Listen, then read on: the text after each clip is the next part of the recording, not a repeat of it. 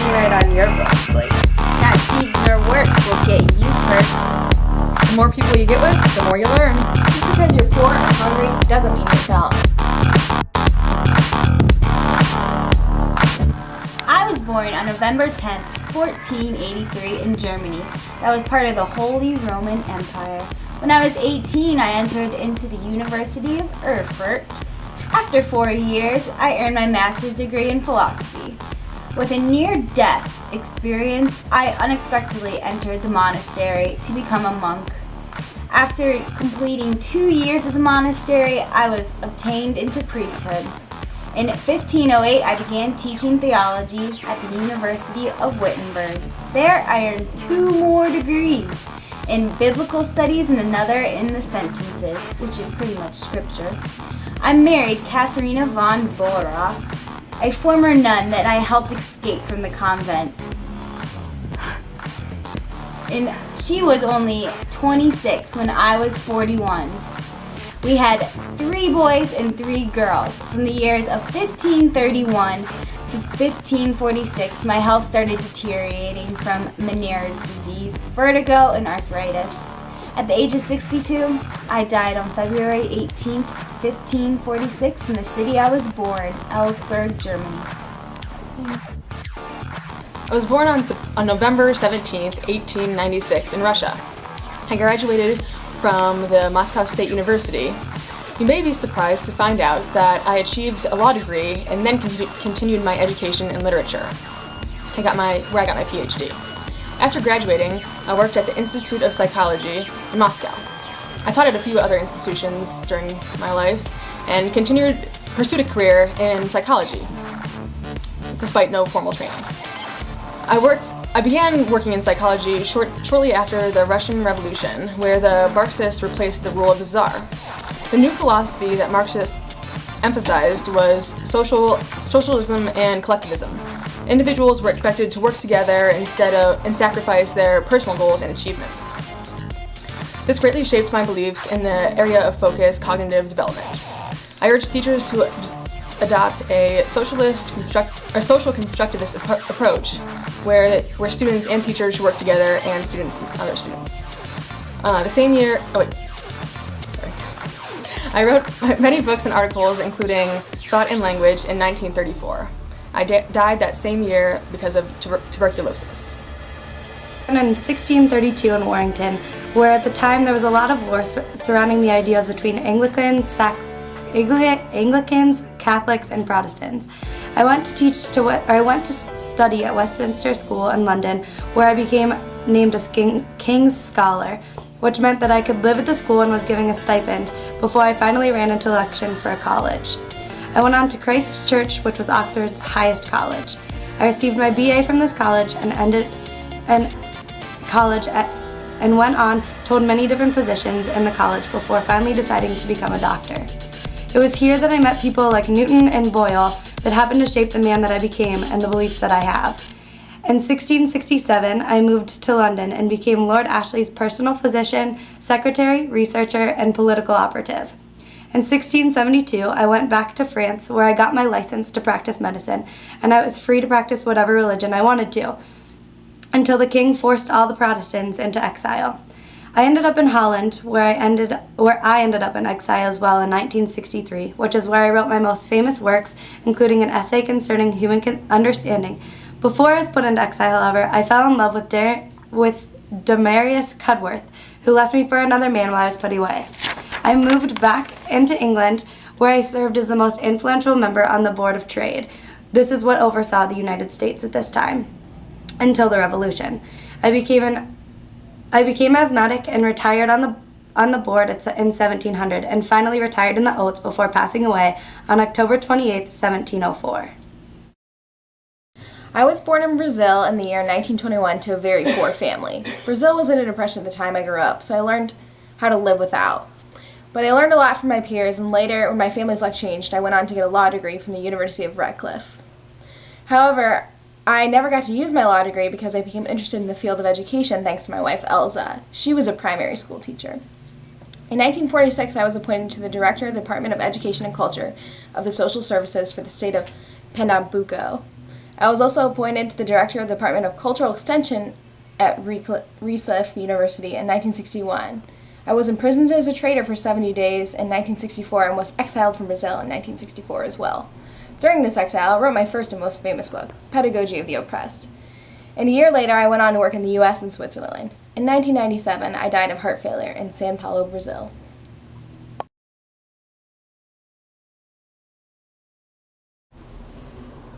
Hey guys, come in here. I got our job for this year.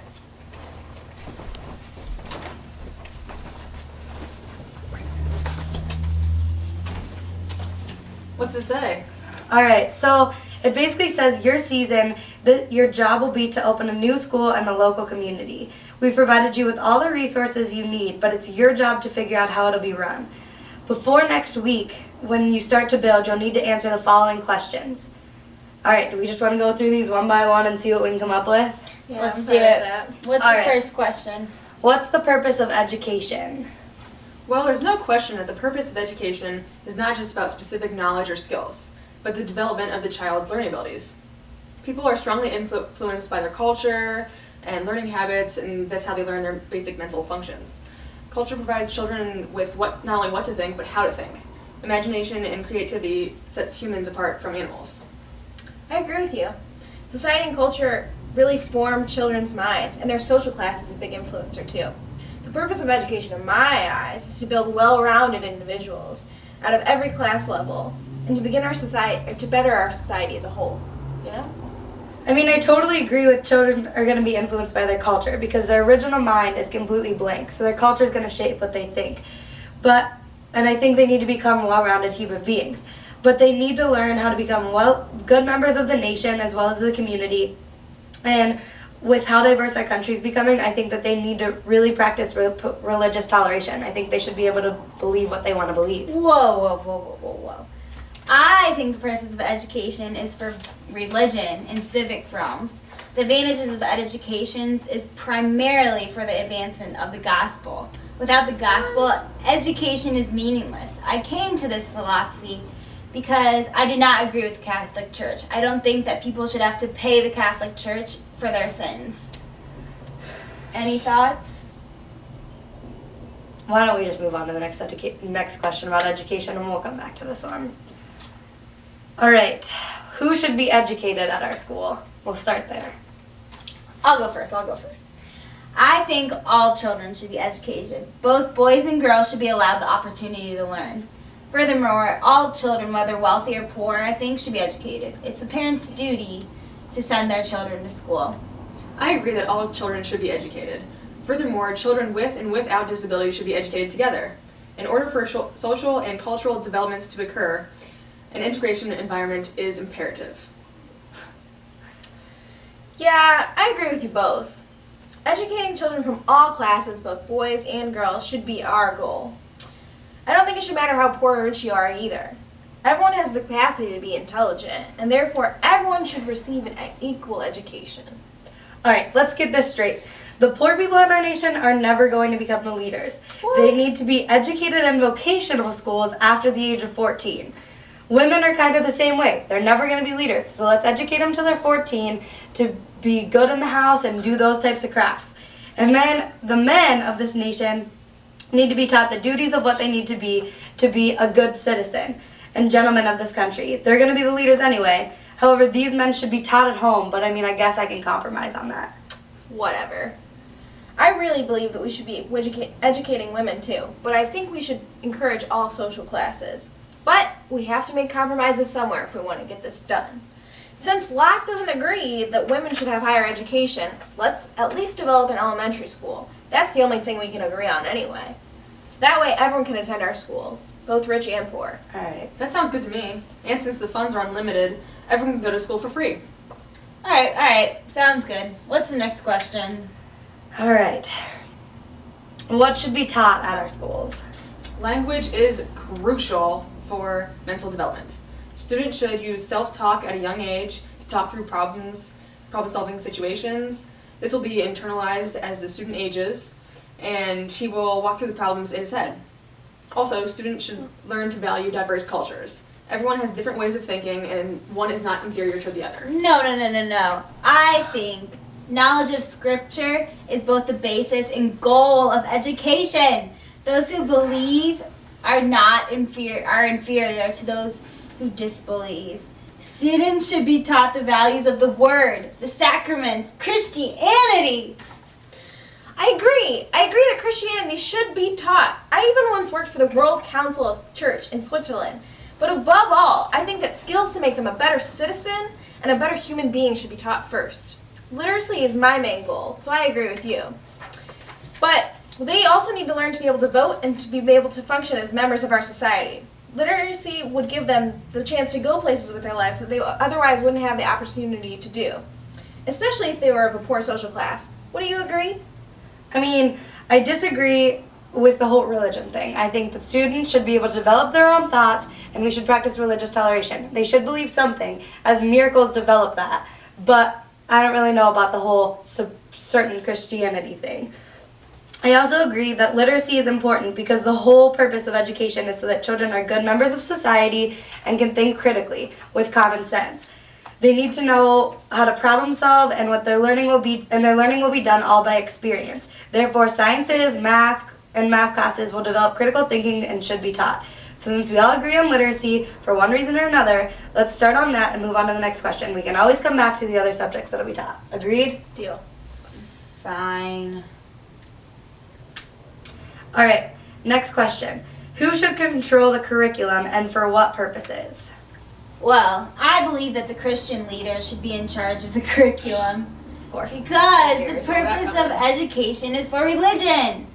They should be the ones to install what is taught. Therefore, the curriculum will serve as the platform for what the Christian religion in society.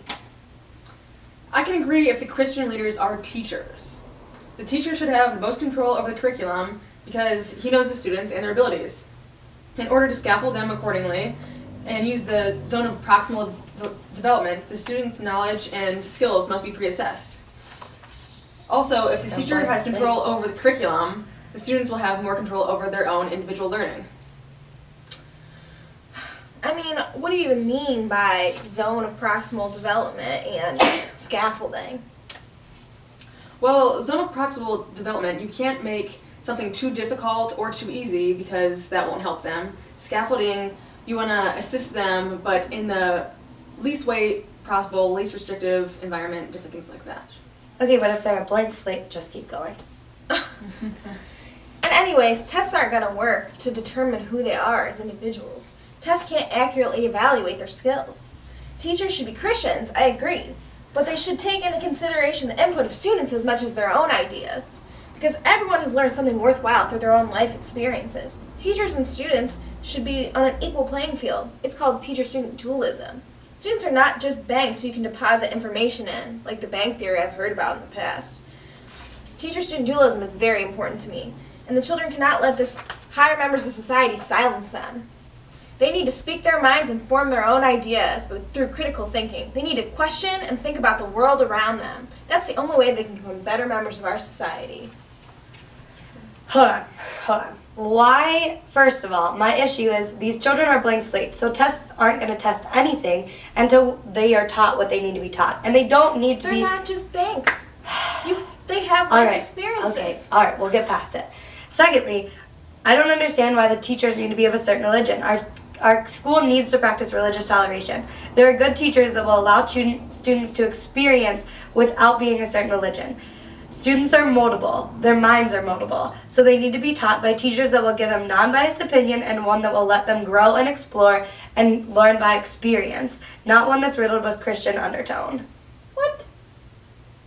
That's nuts. No. I do not agree with that at all.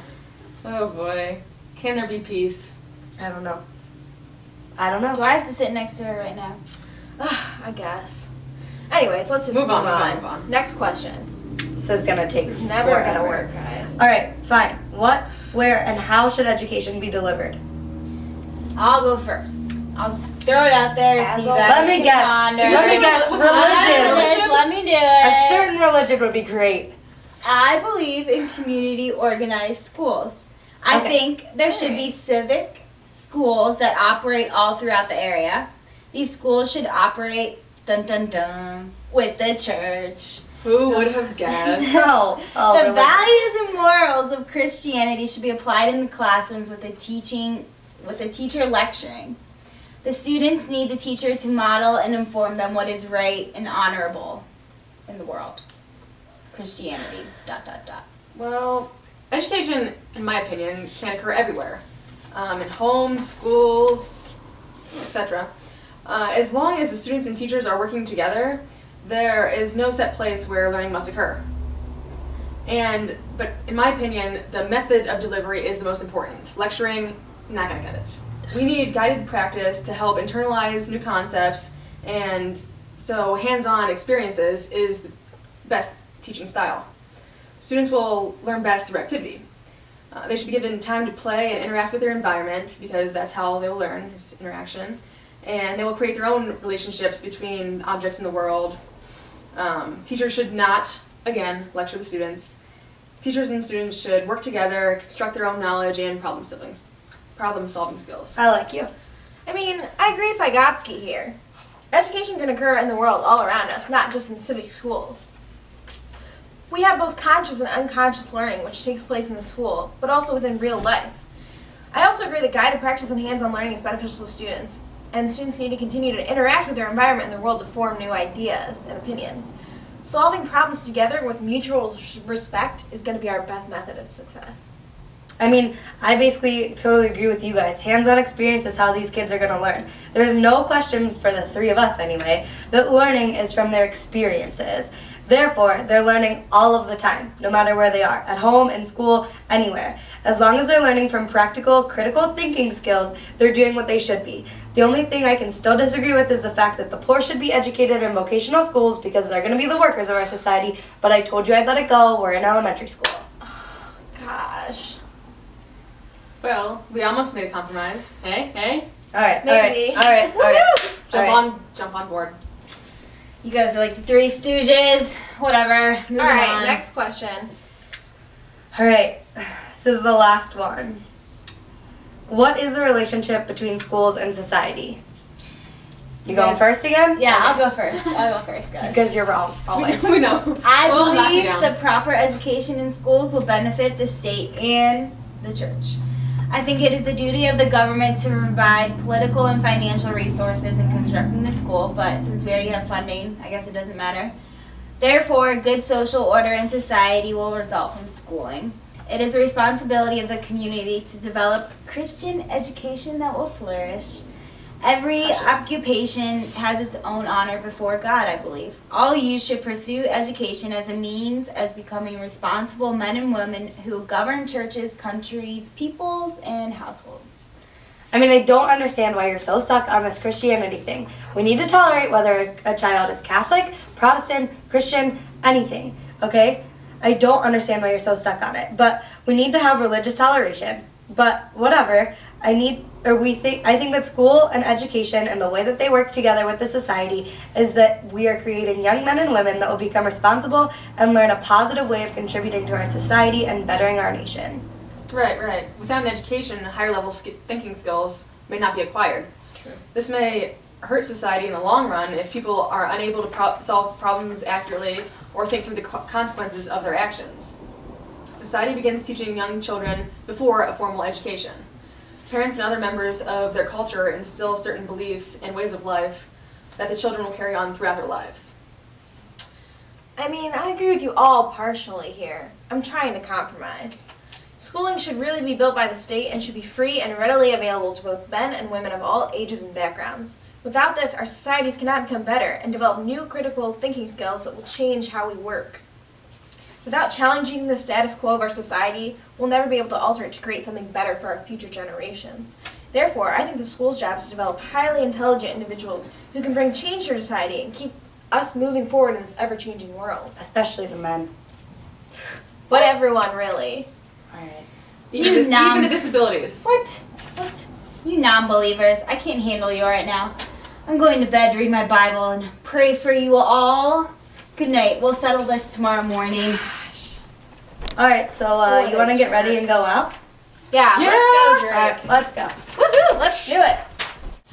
I can't believe Locke just shut down my ideas of Christianity like that. I mean, what does he think this country is built on? Religious toleration? Is he crazy? How are we ever going to solve it? This is ridiculous. Oh my gosh. All right, I don't know what Martin's deal with it. Only Christianity works, so we need to practice religious toleration, and I'm really fed up with him. But I mean, the other guys had okay ideas, but this whole blank slate idea is really not being incorporated, and I don't know why the poor are being educated just like the gentlemen of this country. I don't know why everyone just can't get along like we can. We should be educating everyone. The young, the poor, the women, the men, everyone. Exactly. How is our country supposed to get any better if we're only educating the gentlemen? Right. That's half of the country. If that.